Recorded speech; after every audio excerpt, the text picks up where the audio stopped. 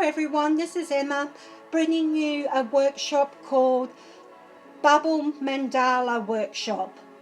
I'd like to say hello and welcome you all here. This workshop is brought to you by Artworks, where I work, and by the Black Dog Community Art Project. If you want to learn more about that, you can find out by going to epfinch64@gmail.com or call 0415 278 580. The session will begin by talking about what is the Bubble Mandala Art Session. The bubble is seen by some therapists at the moment as relating to the social isolation we are experiencing. And so they consider that being in a bubble is like being in a home. So your home has become the bubble. Materials you require is an A2 sheet of cartridge paper, some pens and paper. You can work on an easel or you can work on a flat table. To begin, I want you to draw a circle onto your paper. It doesn't have to be perfect, there's no right or wrong. And once you have done that, place a dot in the center of your mandala bubble. That will help to contain you, to make you feel safe and secure. Mandala means sacred circle. And so we will honour this session by starting with part 1 and wondering about who is in your bubble. For example, is it family, friends, animals, colleagues, teachers, neighbours, grandparents, aunts or uncles? My mother is in my bubble. Take about 5 minutes to draw who is in your bubble. My puppy is in my bubble and my mentor is in there as well. I have drawn myself in my bubble, holding my dog Ruby. Part 1 is now completed when you have drawn who is in your bubble. Well, how was that? You've now completed part 1 and well done for sticking with that. Is your bubble full, half full, quarter full, full or empty? It's entirely up to you. There's no right or wrong way to complete this activity. And what I didn't tell you before, please allow 5 minutes of drawing time for each section from part 1 to part 4. That seems to be a nice sort of time.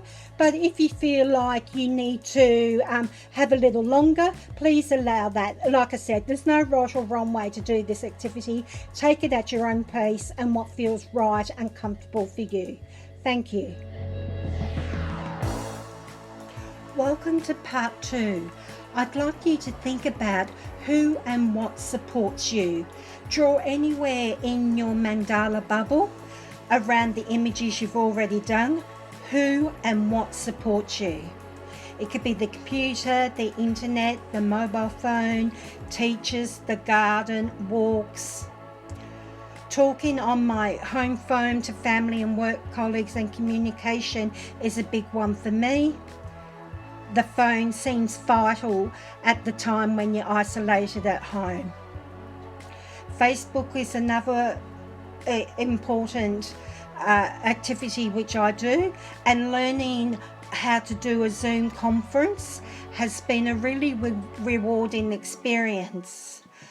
I like to read books and keep up to date on the television with the news about the COVID-1 virus.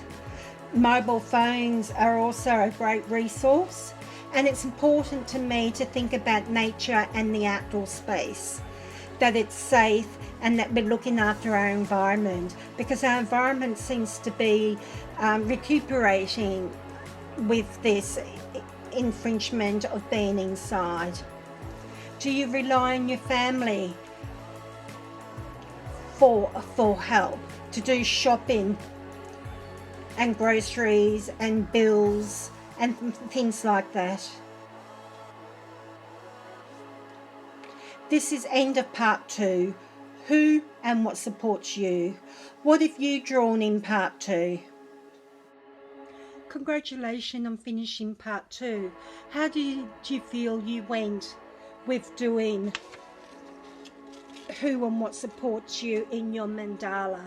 I hope there were lots of points of interest and you found things like your computer or the internet or Facebook or Skype, books, your mum and dad, your granddad, your pa, your granny, your nan, siblings, garden, nature, the environment, anything that tickles your fancy can and who and what supports you.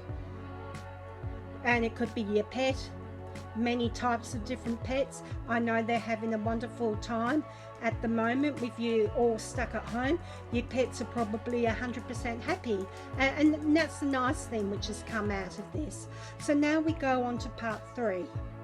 Part 3 is, what have been some of your challenges, if any, you have experienced since being in your home isolation, in your home bubble? So if you'd like to continue to draw on your mandala, what has been some of your challenges, and add them to the 2 parts we've already had. And I'll see you in 5 minutes. While you're thinking about part 3, what have been some of your challenges, if any, you might like to think about what you're going to draw, what medium you're going to use. Are you going to change your medium to this one? Is your bubble getting quite full? Do you want to use just one colour for this section so you know it's part 3? Or you may be feeling that you're being like a forced imprisonment and that makes you feel a bit edgy. Or you may need to consider health and age criteria of yourself or your friends and family. Or what about the bulk buying at the supermarkets? What is that all about? The bulk buying of toilet paper? I don't get it. But finding your own space in your own bubble, like your workspace or your home space. What do? Do you talk or not talk to your colleagues who are now at home in their own work bubble?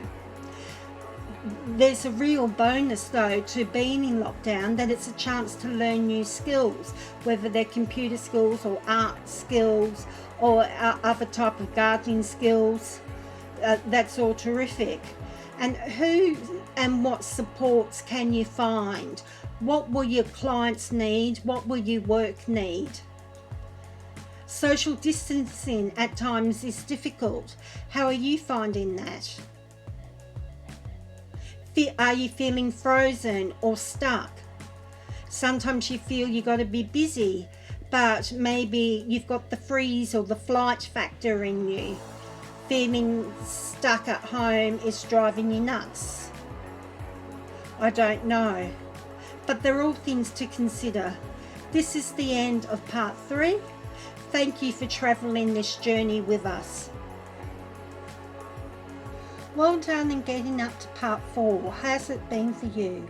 On the outside of your mandala, write or draw what has been the impact of social isolation for you. The good, the bad, the ugly, the indifference, the positive things. Your emotions, do they go up and down while you're stuck at home? How are you feeling? How are you doing? Have you enjoyed some downtime, which can be a very positive outcome? Have your work hours changed or your body clock changed with regards to sleeping and getting up and doing things? Have you enjoyed downtime? Learnt new skills is a great positive. Like pets, I've mentioned before, they seem to be 100% happy. Well, my dog is at least. Are you wanting to do some art? What expectations have you put on yourself? Can you come up to those expectations? Do you need to be busy? Or what is your new reality? Things have changed. How have you handled or dealt with the change? There will be fluctuations. There'll be up and downs. And that can happen from moment to moment, from hour to hour, from day to day. You may find you're in a conundrum, that you haven't found your exercise space, or you have found your exercise bubble and that works well for you. You may have confusion in your bubble, in your head, like issues like what to cook. We're all doing home cooking, and that can be a bit boring at times. Or you may find that you found some peace, some calmness, and that you're more restful than you were ever before. These are some positives. Has your body clock changed? Do you get up early, go to bed late? What has happened to you? How are you connecting your work bubble, your exercise bubble, your eating bubble, all into this part? When you have thought of all those things, then it's time to stop. Thank you.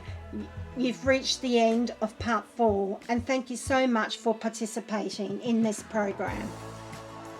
I hope this program has given you lots of ideas and concepts to think about, like it has me. Now I shall wave goodbye to you, and my contact details are as follows. Finch Art Therapy, email epfinch64@gmail.com, mobile 0415 278 580, 0415 278 580.